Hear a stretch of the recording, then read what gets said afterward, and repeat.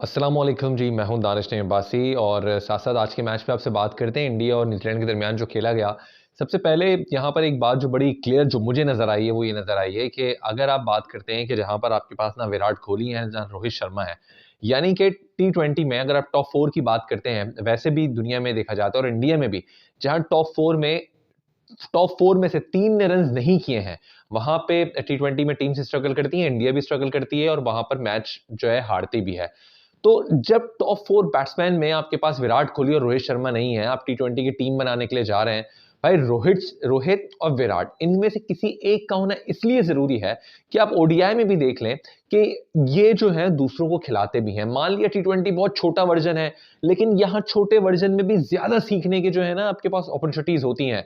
यहाँ आप ज़्यादा गलतियाँ करते हैं। तो विराट या रोहित शर्मा का यहाँ पर होना इसलिए बनता है कि जब आप सिखाएँगे किसी को तो आपके पास टीचर तो मौजूद हो, बगैर टीचर के कौन आपसे सीख लेगा?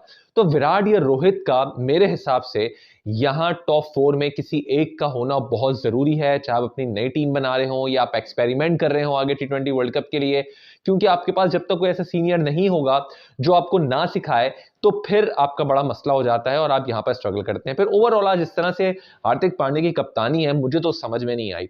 आप अगर ओवरऑल स्टार्ट देख लेते हैं कि जहाँ पे इनके फास्ट बॉलर जो थे, वो बॉलिंग करवा रहे थे। हार्दिक पांड्या जिन्होंने अपने पहले ओवर में 12 रन दिए, फिर आ जाते हैं अर्शदीप जिन्होंने 11 रन दिए। उसके बाद हम देखते हैं कि स्पिनर्स को लेकर आ जाते हैं, यानी कि वाशिंगटन सुंदर जो हैं, वो वहाँ पर आ जाते हैं। तो उन्होंने वहाँ पर खाली 3 रन दिए। उसके बाद आप दोबारा फास्ट बॉलर को लेकर आ गए अर्शदीप को जिन्होंने 11 रन दे दिए। फिर हार्दिक पांड्या को ये लगा हाँ भाई जो हमने मिसरीड कर दिया है कि ये जो पिच है वो स्पिनर्स की पिच है, उसके बाद उन्होंने अपने स्पिनर्स लगाते हैं। जब वो स्पिनर्स लगाते हैं तकरीबन 4 ओवर्स में इनके स्पिनर्स 20 रन देते हैं और 2 विकेटें हासिल कर लेते हैं। भाई जब वहां पर गेंद ब्रेक कर रहा है, जहां पर हुदा गेंद ब्रेक कर रहा है, जहां पर वॉशिंगटन सुंदर अच्छी गेंदें करवा रहा है, आपको आउट करके दे रहा है, वहां पर आपने फिर वहां पर हुदा को हटा दिया और आप फिर वहां पर इमरान मलिक को लेकर आ गए जिन्होंने शायद 11 या 12 रन दे दिए। फिर आप बाद में पांड्या खुद आ गए।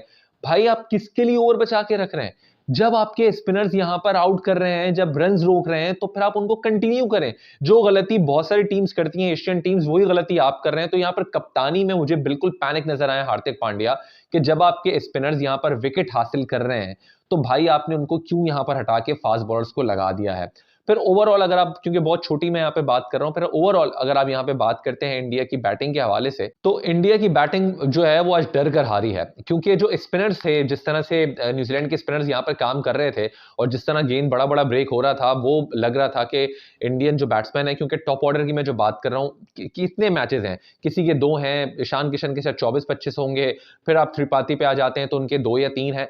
तो मैचेस ही इनके नहीं है ना, टॉप 3 में एक्सपीरियंस ही नहीं है जिसकी मैं बात कर रहा हूँ कि एक आध तो एक्सपीरियंस डालें इनको सिखाने के लिए। और ओवरऑल जिस तरह से डर के आज मुझे लगा है कि इंडियन टीम के बैट्समैन आउट हुए हैं, अपने विकेट थ्रो करके गए हैं। को आप अगर ओवरऑल त्रिपाठी को देख लें, पता ही समझ में ही नहीं आ रहा था वो किस तरह की क्रिकेट खेल रहे हैं। और फिर आज अगर पिच रीड की है सही मानों में, शायद वो सेटनर ने किया है क्योंकि वो स्पिनर भी हैं और वो शायद जानते हैं कि किस तरह से जो पिच है उसका बिहेवियर होगा। यही वजह है कि उन्होंने ज़्यादा स्पिनर्स खिलाए, इंडिया ने कम खिलाए हैं। तो हार्दिक पांड्या एंड कंपनी आज पिच तो रीड कर ही नहीं सकी है और ओवरऑल आज न्यूजीलैंड की टीम ये काम करके चली गई है। और इसके अलावा इंडियन टीम को ज़रूरत है एक एक्सपीरियंस बैट्समैन की, चाहे आप अपनी टीम को बना रहे हो नहीं। फिर मैं रिपीट करूंगा कि रोहित शर्मा और विराट कोहली में से एक ना एक आपका टी20 वर्जन में होना चाहिए।